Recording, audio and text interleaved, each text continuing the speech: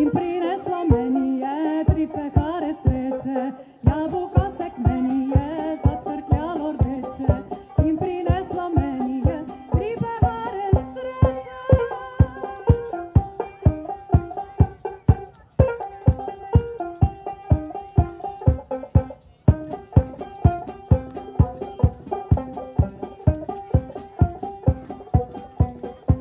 A poznajete to pesem vi? Verjetno jo, a ne? Ker je taka dosti znana.